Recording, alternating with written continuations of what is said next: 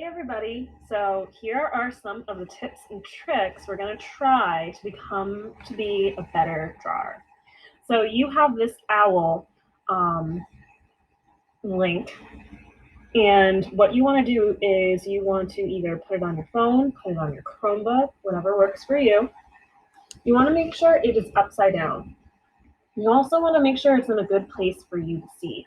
So if you have your Chromebook open, you want to see it right in front of you. You don't want to have to move your head and look, and then move your head and draw. You want to be able to just move your eyes up and down without moving your head.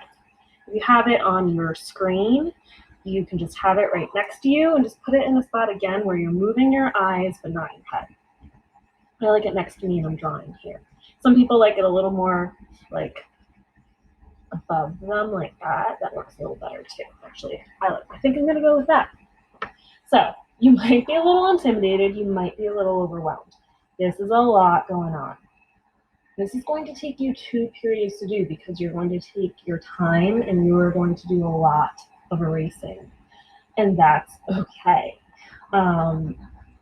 It doesn't matter how hideous it comes out. It does not matter how amazing it turns out. What matters is you keep working at it to get it where you want it to be. That's the only thing that matters, okay? So, how do you start? If you're a little overwhelmed, well, first thing is we're going upside down. Why are we even going upside down? The reason why we're going upside down is so we forget that we're drawing an owl. And we focus more on the lines and the shapes and how they curve. Are they tall and skinny, short and fat, go this way, go that way. That's how we start tricking ourselves into becoming a better drawer. So I like to start with the thing that sticks out the most, the thing I see first. You can start any which way you want. I'm just giving you recommendations. I'm going to start with the eyeballs, and because I see those first. So I'm going to start by drawing one eyeball. I don't expect this to be exact to size. I expect you to do teeny tiny, very big, doesn't matter, as long as it's all looking like that, really big or really small. If you notice as I'm drawing, I am doing a bunch of lines. The other thing I'm doing is I'm drawing a little bit. I'm looking as I continue to draw, just to check what I'm doing. Drawing is equal parts looking. I'm making this look way too easy. The next thing I'm going to do is I'm going to erase the bad lines. Notice I didn't erase anything yet. This is when you erase, when you're done drawing everything. Have you ever drawn something? You hated it? You erased it? You did the same exact line 5,000 times. You did that process. It's easier to erase after you draw everything. Now you're going to compare. Is this too tall, too skinny with what I see in front of me? Or is it just right?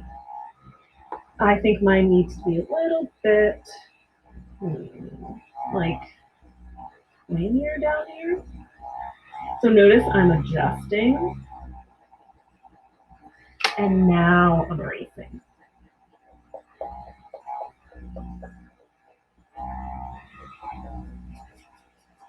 Continue listening. I'm just going to tell everything else real quick, and you can do everything all by yourself without stopping and pausing the video. So the next thing I'm going to do is the other eye, and this is my little trick to that. And actually, before I do that, I'm noticing things, so I'm going to fix them. So after I do that, I'm going to do my other eye. My trick is I do a straight line.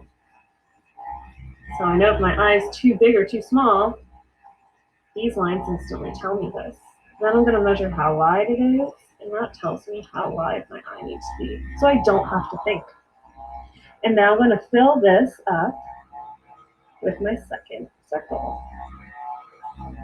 Notice that the lines are touching, mine aren't, so I'm going to adjust. Something seems wrong. Oh yeah, make that line way off. So now I'm going to erase my mistake and try again.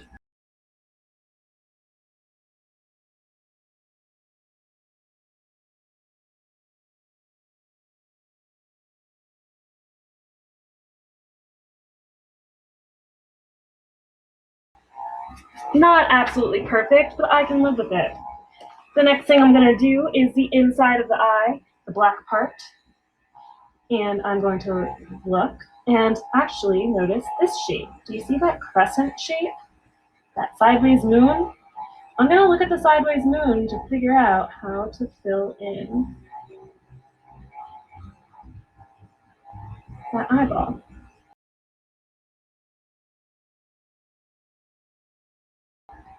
And then I'm going to do the other one. All right, the next thing you need to know is the spaces between the lines are just as important as the lines themselves. So before I do this curve, I am going to measure and look there. And what I do here, definitely wider than there. And I'm going to do here.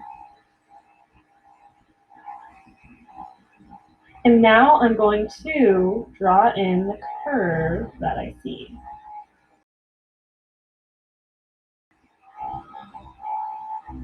Sometimes I look at shapes like this. It's like a funky trapezoid squarish thing.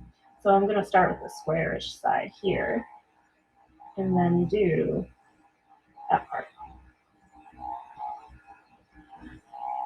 So we kind of get it. When you get to the bumps, don't just go like this and call it a day. Take your time. You're already doing really good here. So when you do the bumps, I want you to look at them and I want you to go, oh, hey, this curves a little bit. And this one's like skinnier. And this one goes off to the side. And oh, there's 3 of them. But this one looks a little different than that one. Be specific, okay? Take your time, have fun, do your best, okay? I hope if you follow the rules that I just showed you, you might be surprised with what you come out with. Please take the effort to do it. I can tell when you're tracing or not, especially with this bird. I've seen this done way too many times. So I know when you're tracing and when you're not. So please be honest, give it a shot, see what comes out. You might be surprised. All right.